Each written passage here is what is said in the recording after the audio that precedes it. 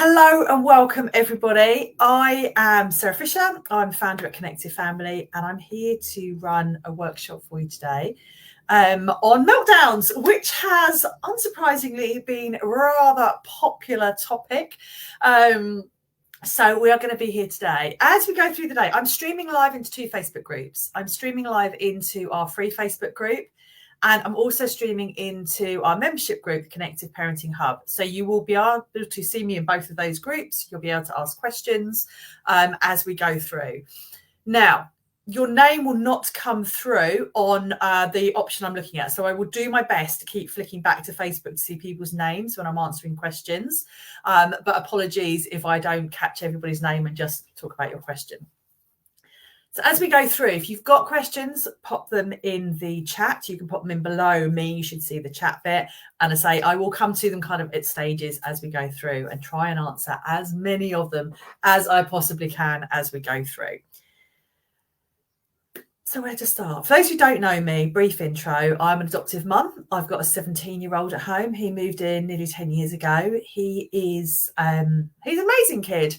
Love him to bits. I came to this approach 9 years ago because of the struggles we had at home. We had some really challenging behaviour because he was struggling with his emotions.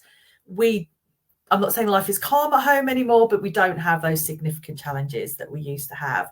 And I've been using this approach ever since then and now teach it to other professionals, social workers, psychologists, CAMS teams, all of those kind of people, wonderful people, and teach it to parents like yourself. And we now have a team at Connective Family across the country where we work supporting families online and in person.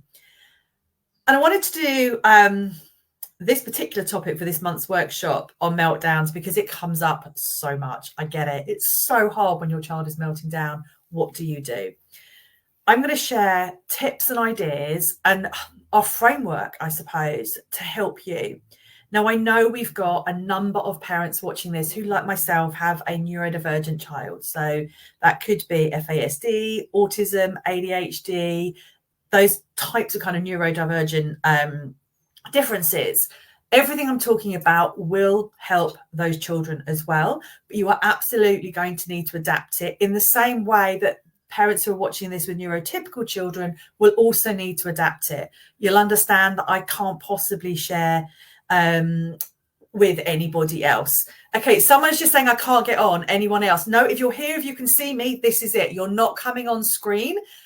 You are here. So as long as you can see me, which I'm kind of assuming you can from the comment, this is it. I'm not doing it on Zoom so that I can get through everybody and everything I want to share. So as long as you can hear me, you're fine. Okay. And I think everyone can do, so that's fine. So as I say, I'm going to share the framework. I'm going to share ideas with you. I'm going to do my best to answer your questions, but you'll understand in this kind of environment, it's really hard to personalize it to everybody who's watching and share kind of for everything, but I will do my best. Okay. So meltdowns, one of the biggest, hardest things to manage often as a parent. We can really struggle when our child is struggling with their big emotions. We can become triggered ourselves from their behavior. We might not know how to help them. We might think what we're doing is the best thing, but actually it makes it worse unintentionally. We might be absolutely at wit's end because all day, every day, we are just getting meltdown after meltdown after meltdown after meltdown. And I don't know about you, but I know sometimes as a parent, I actually join in the meltdowns or start them sometimes. I blame my hormones, but I do definitely start them sometimes. And one of the beauties of this approach is that my son now, kind of 9 years into being parented like this, actually de-escalates me and calms me down. So yes, slightly irritating sometimes, but he has learned the skills. So these are lifelong skills that some of our children will be able to learn and use for the rest of their lives in any scenario as well. So let's get started on what to do in the moment. There's three parts I'm going to cover. I'm going to cover what to do in the moment when things are escalating, what to do afterwards when things are calm, and that's a really important part of this to change things as we move forward. And then there's what to do in between the meltdowns, if you're lucky and you get a bit of breathing space between your meltdowns to help reduce them happening in the first place. Okay, so in the moment. Some of you will have meltdowns where you can see your child is bubbling up, okay? And you'll just see them bubbling up and you'll be like, oh, it's coming, help, what am I going to do?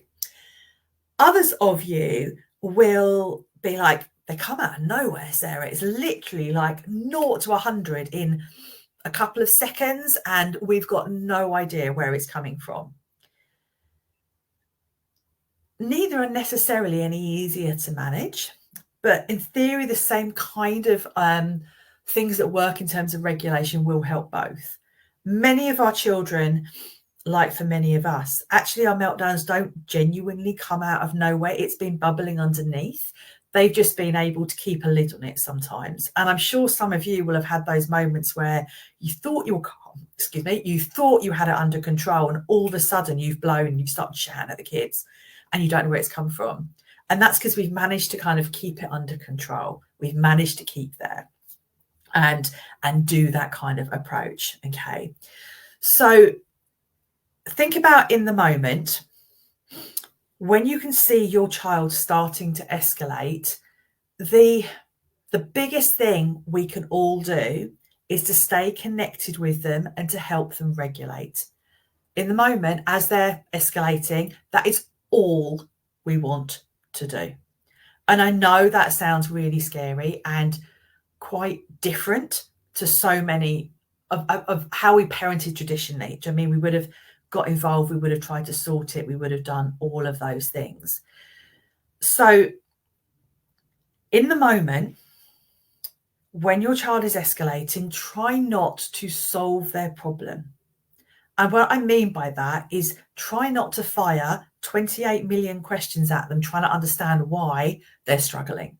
Because actually what happens is when our child is escalating, the same as us, we go into fight and flight. So we go into our reptilian, our basal brain. That's the earliest part of our brain that develops as we're growing. And that's our safety mechanism, effectively. When we're going into fight and flight, all of our senses are overloaded. And we hear so much it's overloading. Our smell, our sound, everything is overloading. We get to the point where actually this part of us is totally overloaded and our thinking brain up here goes offline because it goes, I can't cope anymore. I don't need this. And our reptilian brain goes, this is too dangerous. We don't need to be rational, logical right now. We just need to get out of this and get ourselves safe. So if we are talking at our child constantly, tell me what the matter is. Can you tell me how you're feeling? You need to stop this, stop doing that behavior, do this, tell me what's going on. Come on, tell me what's going on. You need to talk to me. You need blah, blah, blah, blah. I know I certainly did it as a parent, still do now sometimes. Actually, we're adding to their overload. And sometimes they can't answer those questions. And I don't know about you, but actually when I'm really angry and or upset or worried and someone's firing lots of questions and I can't answer them, I can feel worse because I don't know the answers. And sometimes you don't know because your thinking brain has gone offline. And for our children, sometimes they won't know the answers because they don't know why they're upset. They don't have that knowledge and understanding. So in the moment when they're escalating, try not to say too much and focus on being with them physically and emotionally and connecting with them, and through that regulating with them. We are in our mid-20s before we learn how to self-regulate. And I don't know about you, but even now, at least in our mid-20s before we learn to self-regulate, I still sometimes need somebody else to help me. I still sometimes need a hug or it's going to be all right, we've got this, we're here for you, that kind of stuff.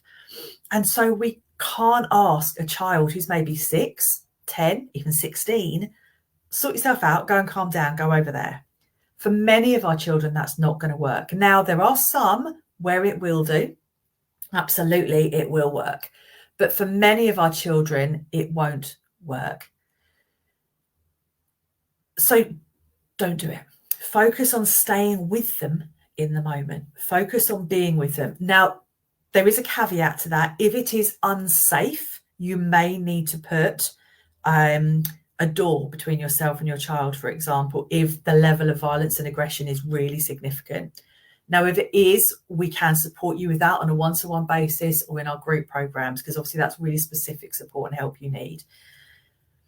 for the vast majority of families probably here, when your child is escalating, as much as possible, try and stay with them in the same room, try and support them without too much coming out of your mouth. And if we just talk, we are adding to their escalation. Obviously, none of us want to do that. So stay with them, show them you're there. That might be, I'm just going to sit here quietly on the sofa. I can see you're struggling at the moment. It might be helping them to regulate by doing something that helps our bodies to regulate. So 9 times out of 10, if we say to a child, you need to go and, I don't know, jump up and down on the trampoline to regulate yourself, they're not going to go. They're not going to go. If you go out and jump on the trampoline, if you dare, then they're likely to follow and they will regulate. Trampoline's an extreme example. I appreciate you can't always do that. But if we do that regulation with them and co-regulate with them, they will be able to bring their bodies down and calm themselves down. But they're not calming themselves down. They're being led by us to calm down. It also helps us to stay calm, because when your child is shouting at you, shouting at their sibling, maybe they're throwing things at you, maybe they're swearing at you, all of those things that trigger us, we need to keep ourselves calm. And that's one of the hardest parts I find personally, is keeping myself calm when I can see my son has really big emotions and he's struggling with them. Now, thankfully, now we don't have those really, really tough moments, or very rarely. So our, meltdowns are that, not quite the right word now, he's 17, but we don't have meltdowns in that way. They tend to be 2 or 3 minutes, maybe an hour. Sometimes they're just being and really grumpy. But in the moment, focus on connection, focus on staying with them and co-regulate with them. So deep breathing, blowing raspberries. If you've got a younger child, doing it in a fun way can help.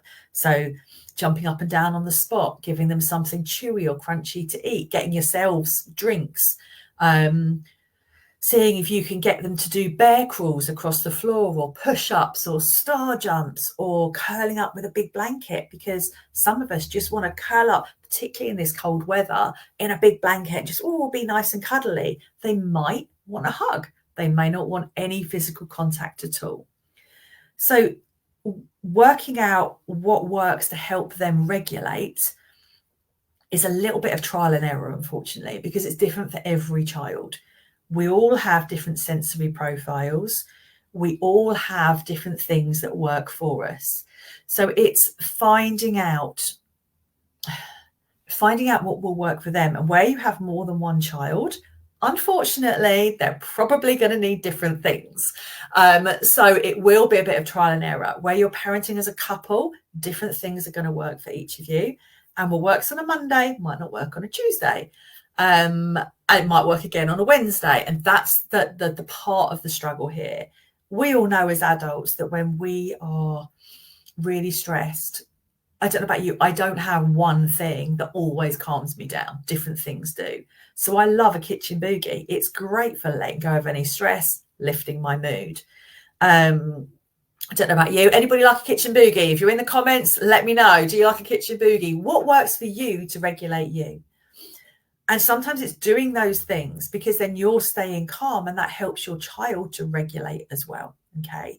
So that's to start with. In the moment, yay, lots of people liking a kitchen boogie. I like it.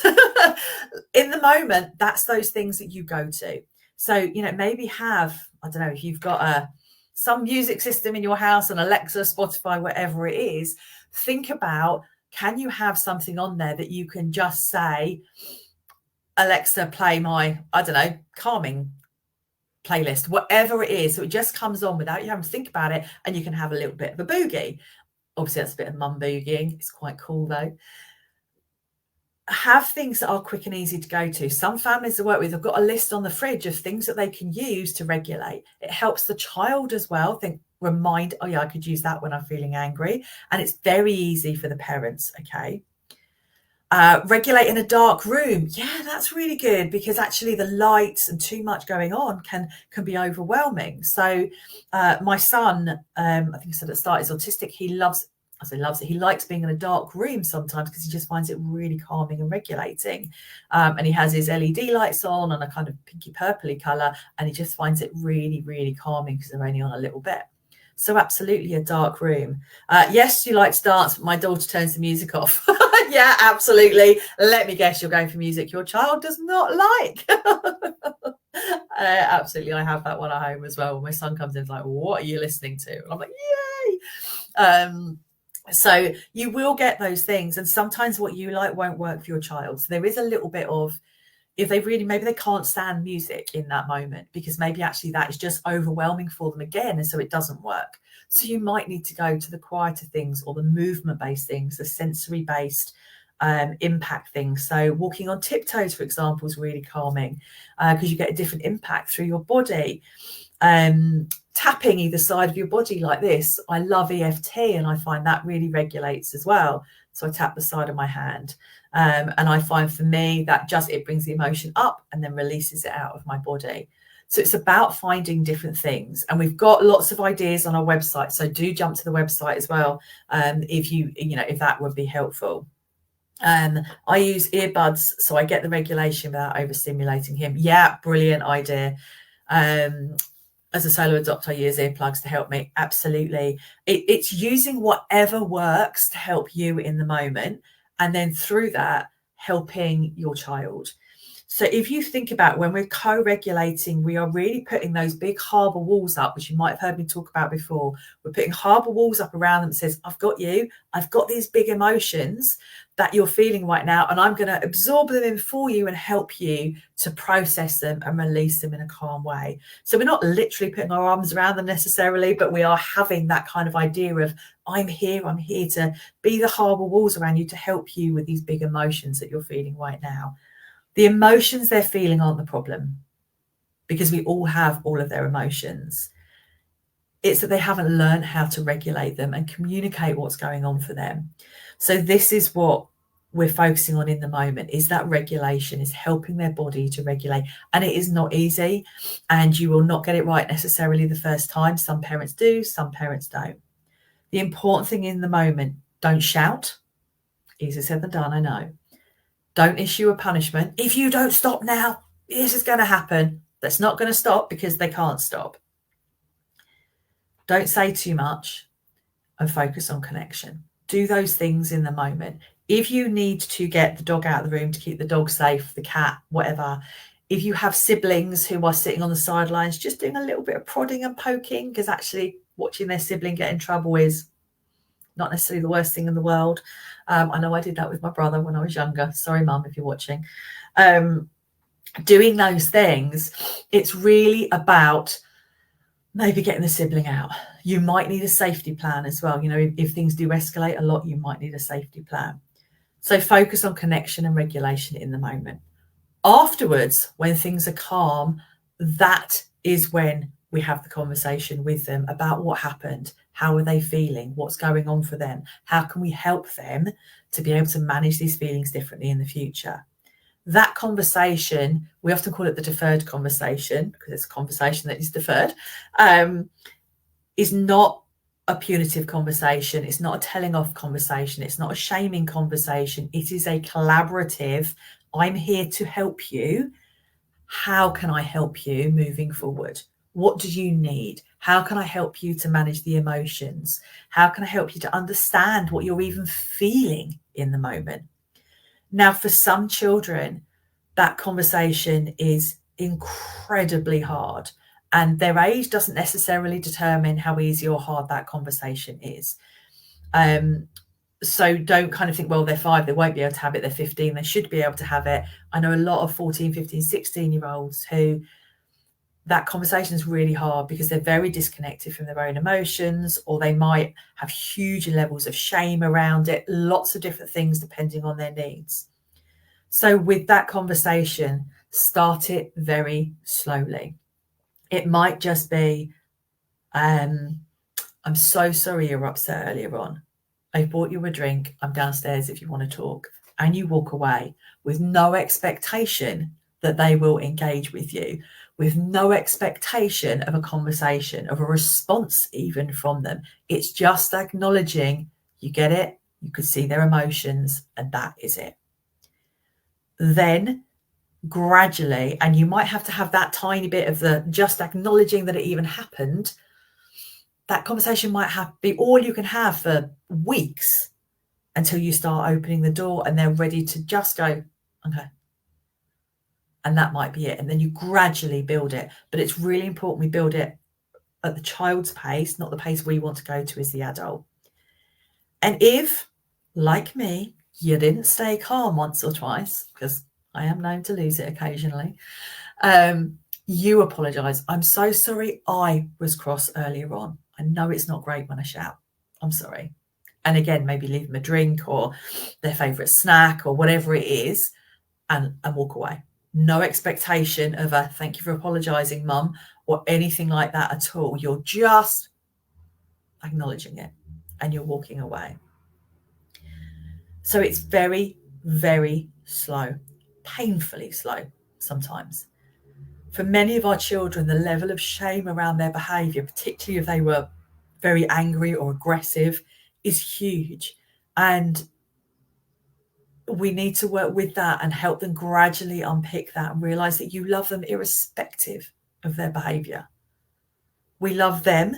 We may not like the behaviour that they've shown. Two different things.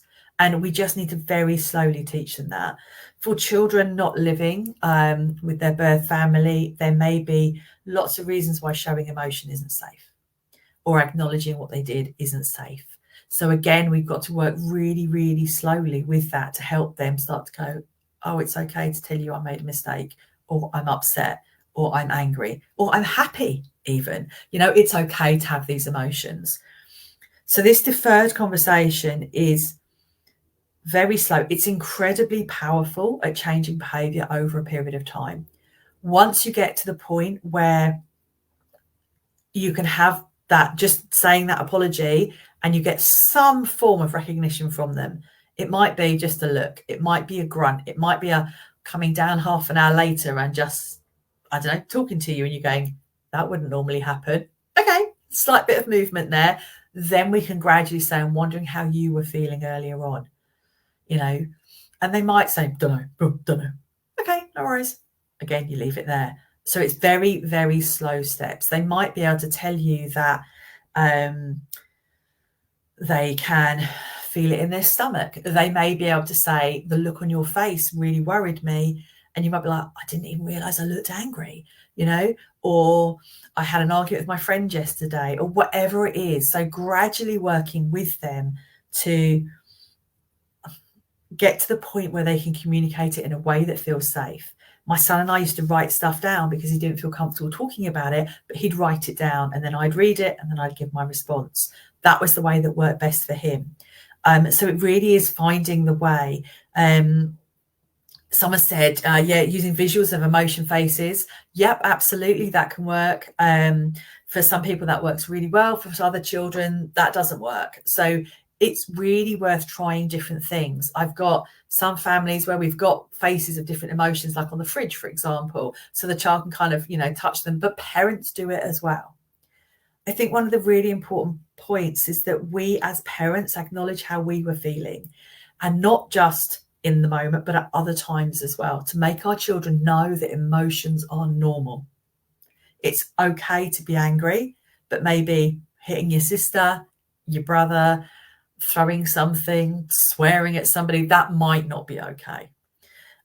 So it's really about working with them slowly to help them release it. And yeah, shame is a very difficult emotion. There's a brilliant book by Betsy DeTieri, I haven't got it to hand, around shame, which I highly recommend reading. We need to help children who are feeling that to gradually process the emotion and unpick it, because if we don't, it's just going to get worse and worse and worse and build up and become toxic, a bit like a beanstalk. It just keeps growing if it's left in the ground. So we need to kind of work through that. The other thing is thinking about, I'm just picking up the question around not letting them get away with it. So striking when the iron is cold is the phrase that we use a lot in MVR. Someone's just put in the chat, and they're right. This conversation comes when everybody is calm. Now, for some of your children, that conversation might need to be literally 5 minutes after a meltdown. For others, it could be 2 or 3 hours later. It's around what works. Some children, depending on their trauma background, may not remember what happened. They may have dissociated. If that's we need to manage it slightly differently because they genuinely don't remember. If they're full of shame, they may not want to remember. Understandably, who does want to remember something that they're really embarrassed about having done and they feel really bad about? So the conversation is around helping them to understand themselves. That acknowledgement, for me, that acknowledgement in itself is tough for our kids. That's not letting them get away with it. That's making them, I say making them, that's not the right language, but that's having that acknowledgement with them that it happened in the first place. That's really tough for a lot of our kids. So for me, that in itself is not letting them get away with it because we're going, we know this happened. We're here for you. We love you to bits. It's not completely ignoring it and brushing it under the carpet. That for me is letting them get away with it. So it is hard. It is very hard for other adults to understand.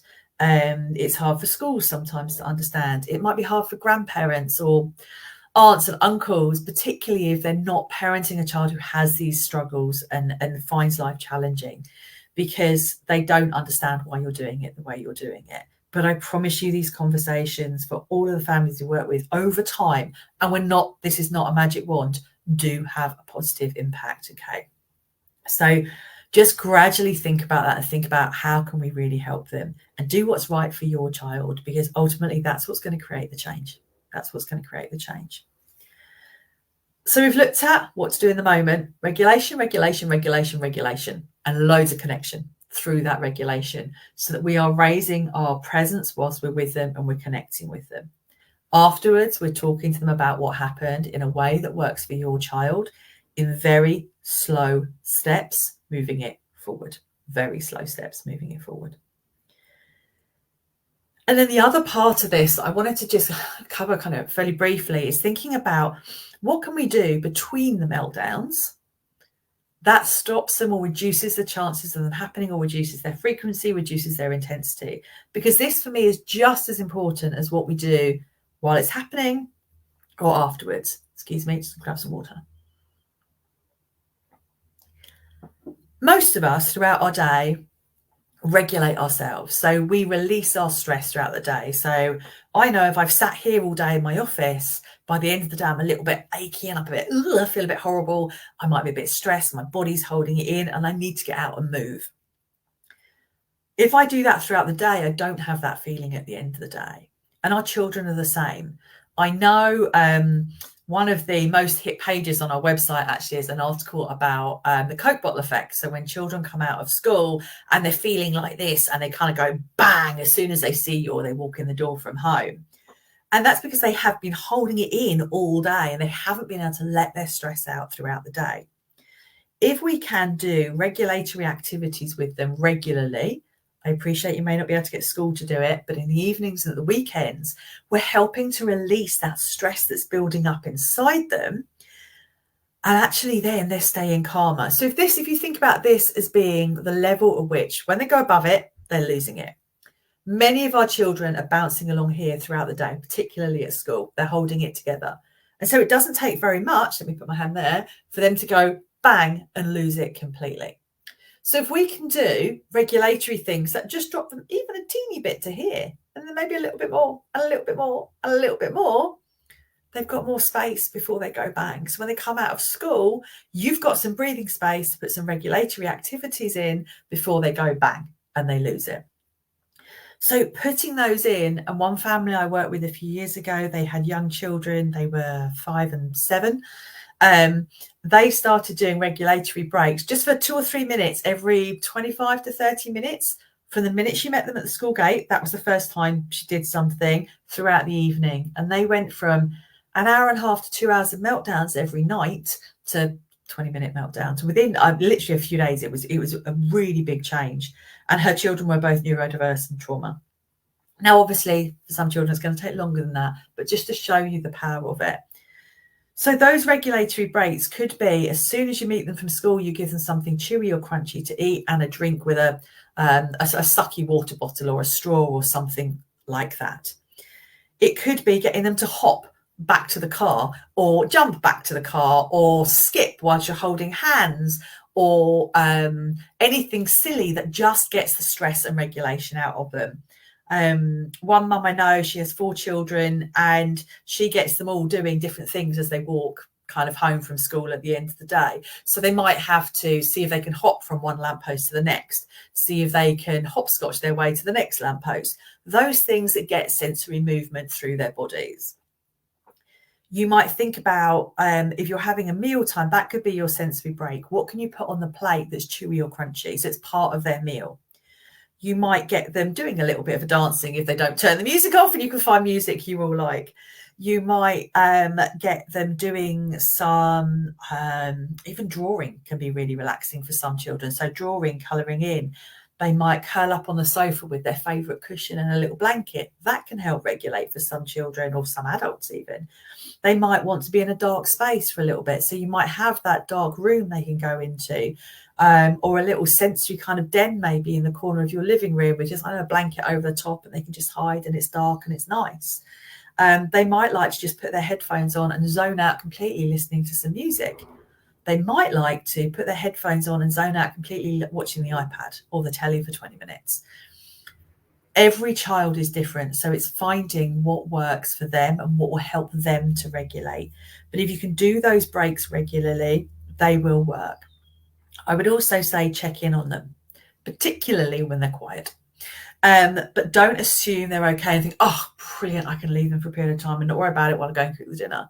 Keep just checking in, because even that can regulate. Oh, mum knows we're here. Maybe call one of them in and ask them to help you in the kitchen for a couple of minutes, or can you just pop this up to your room? I appreciate lots of children will turn around and say no. My son would as well, but some children will do it. So anything that's just getting their body moving, getting the stress moving through it. If they like going to the park, take them down to the park to play, if you can do. Get them kicking the football around the garden. We still play with balloons quite a lot in our house, because I'm not that keen on kicking a football around the house because various things got broken when we've been doing that, basketballs and stuff. But a balloon you can hit, and you have to give it quite a good whack with your hand to get the balloon to actually move anywhere, and it doesn't break anything if it hits it. So that just batting the balloon around, even kicking the balloon, those kind of things. Stretchy Pilates bands, or probably yoga, using lots of things, they really work because they give you a bit of a pull when you're stretching it. That gives you sensory feeling. The exercise balls and the Pilates, kind of the blow up ones, sitting on those is brilliant for regulating your core and gets you regulated and bouncing. It's great if you've got a gamer, if you can get them to sit on that while they're gaming, because they have to regulate at the same time. I do remember watching my son sit on it, lose his concentration, fall off and carry on gaming, which I thought was quite impressive, to be fair. But regulating on that, maybe lying on the floor as well, because that's really grounding when you're lying on the floor to watch the telly or playing games or drawing, those kind of things. What else?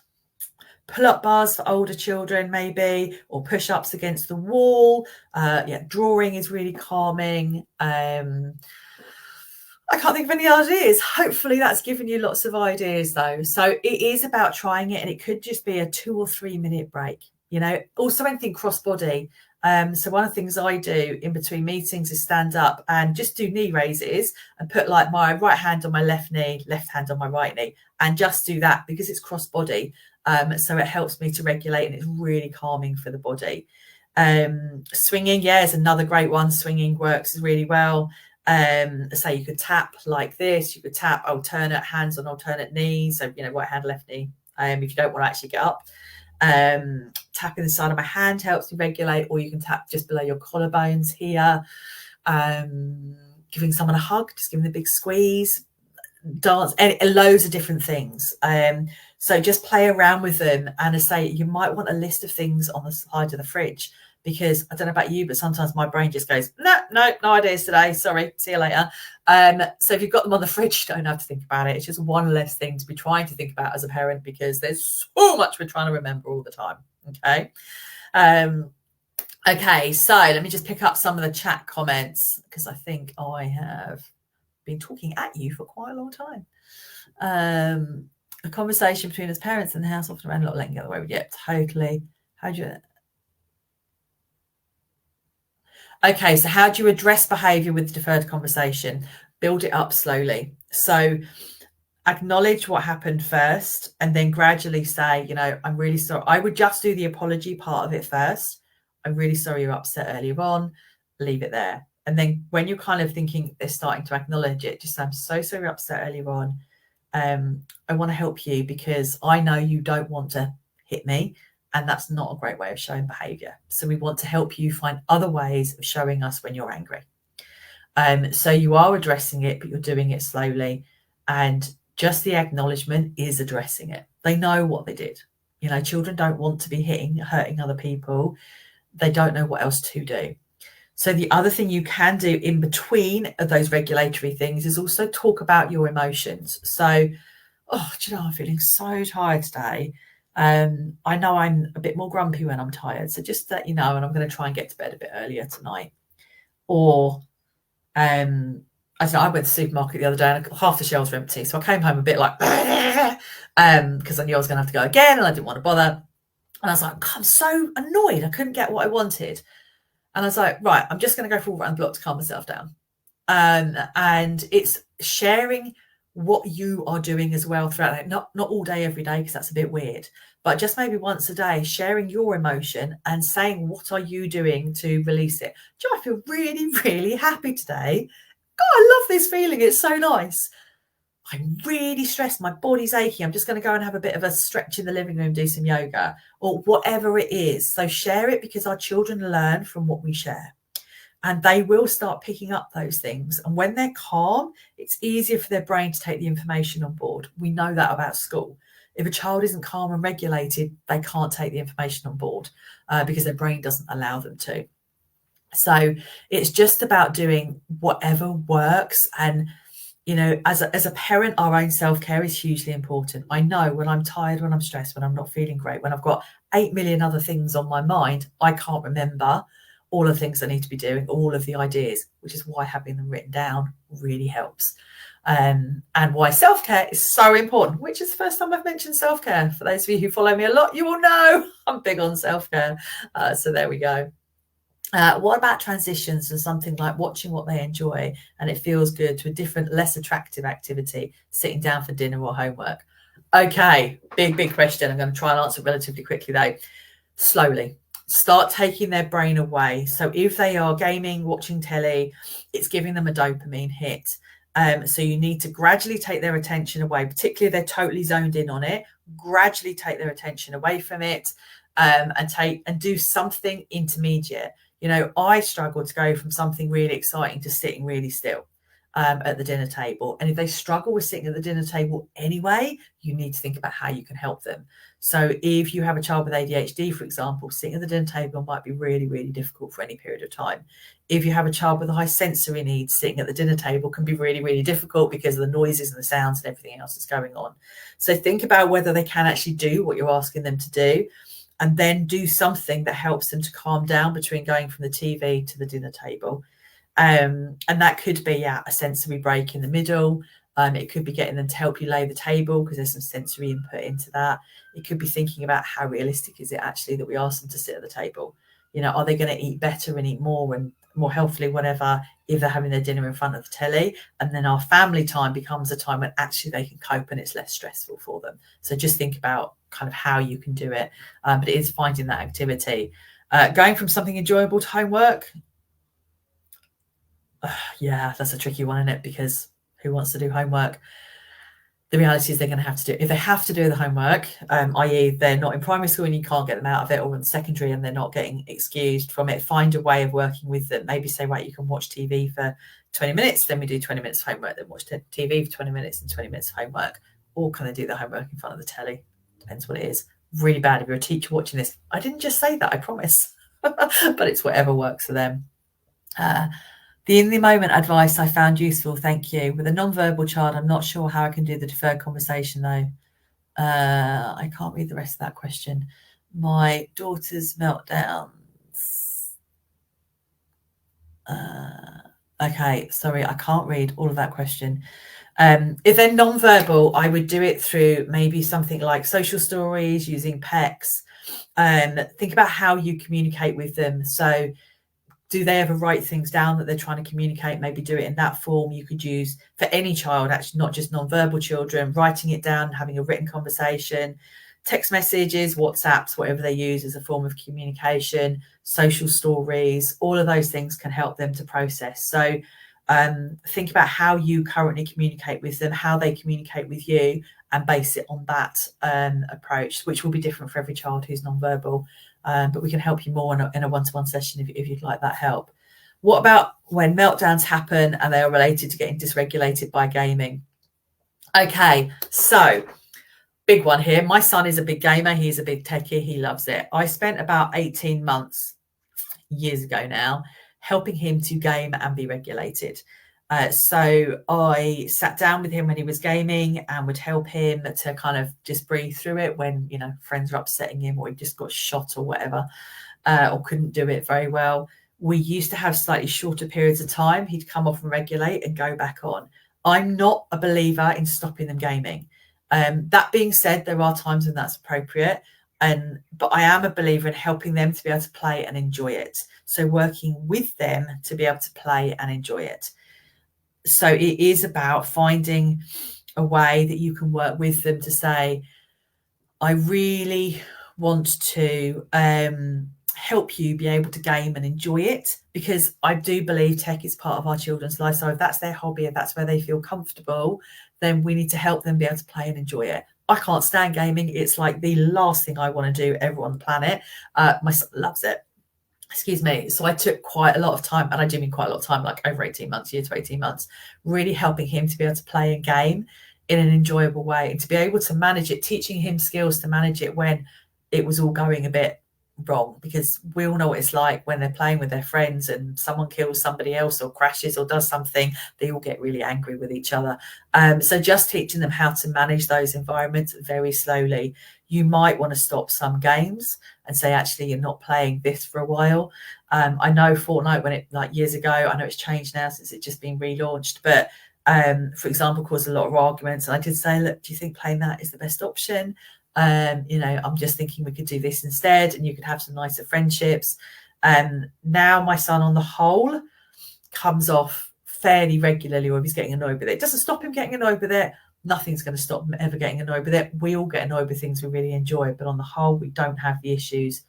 Actually, we rarely have the issues now that we used to have.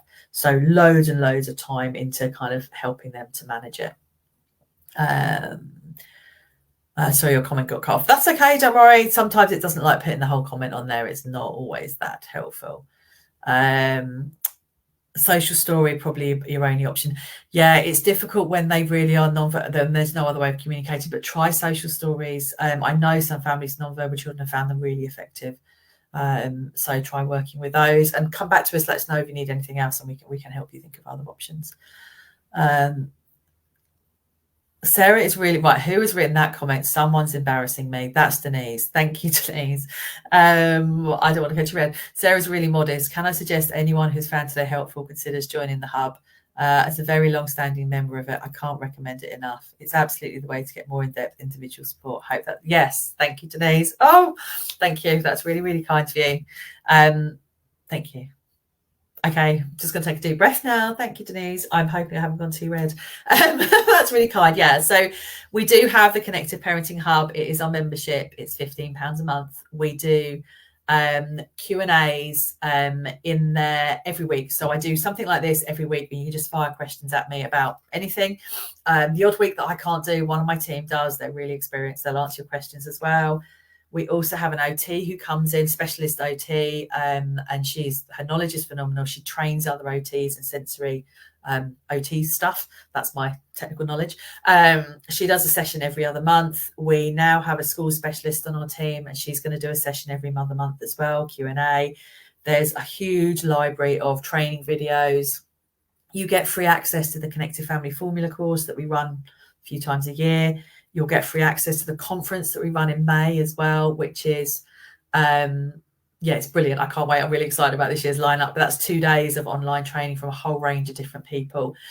So it is on our website. I will just grab you the link, and then actually, I don't think I can put it in the comments. I will have to put it at the top. So There we go. I have put it in the link, but I will also put a post in. It's just appearing in the comments, Victoria. Slowly, very slowly it appears. There we go. I'll also do a separate post with the details as well. So yeah, thank you, Denise. I really, really appreciate your post. That's very kind of you. So hopefully that is everything. If you do decide to join the hub, you get access straight away. So as soon as you register, you get access to all of the resources in there. We have a special Facebook group as well. We're streaming straight into that Facebook group at the moment. I don't think I've missed any questions from there. Guys, if you're in the hub Facebook group and I missed your question, apologies. I will make sure I come back to it. So yeah, we have a special Facebook group in there. We get to know you as individually as we can do. So we can give you really personalised advice, which obviously in our free Facebook group with over 6,000 people in it, we can't possibly know everybody. But in the hub group, we do try our best to get to know all of you on an individual basis so that we know kind of what you need and what you don't need.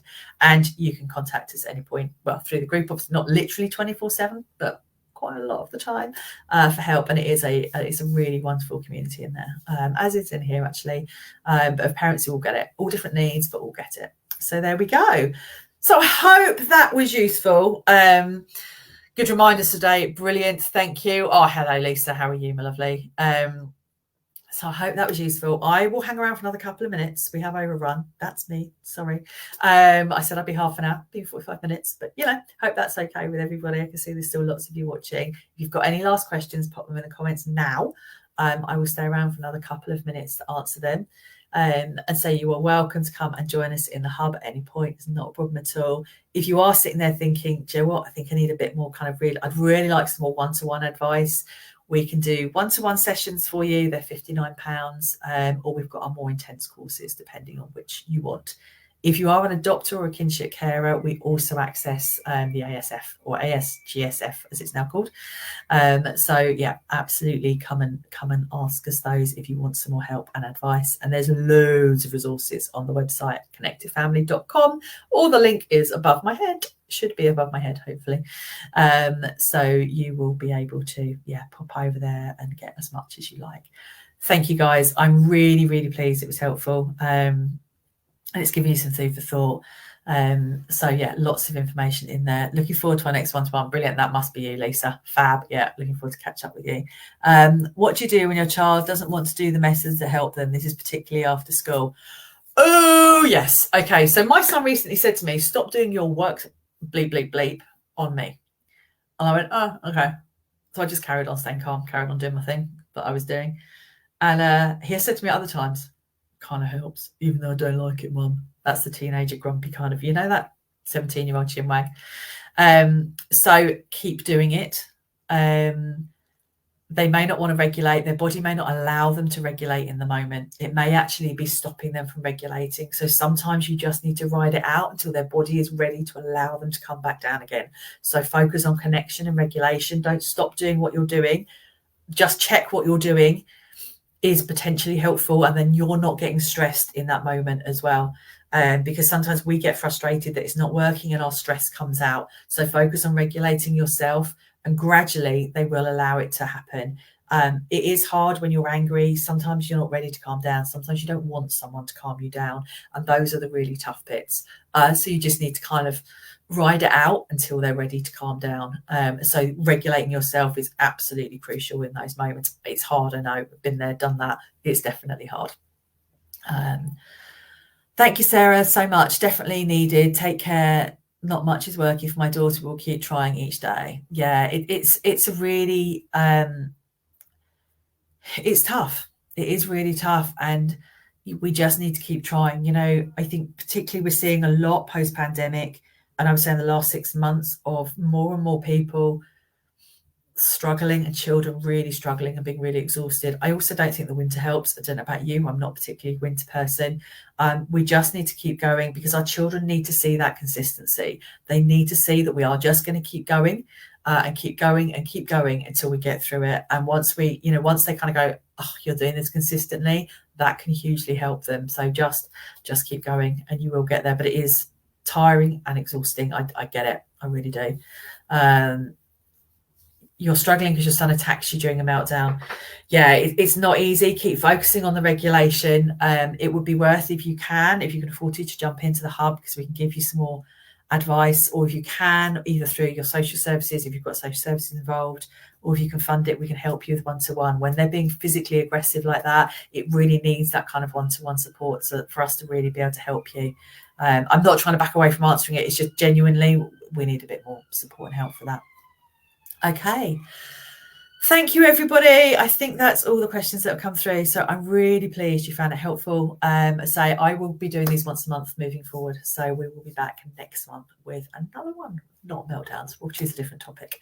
But I hope you found it useful, and I will catch up and say, if you want to come join us in the hub, you're more than welcome, and double check the website for all of the free resources. I will let you go. See you later, guys. Bye.